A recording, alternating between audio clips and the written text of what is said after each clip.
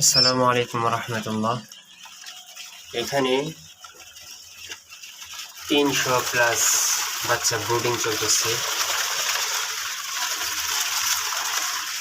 দেখছেন বাচ্চাগুলো খুবই সতেজ, মাশাআল্লাহ।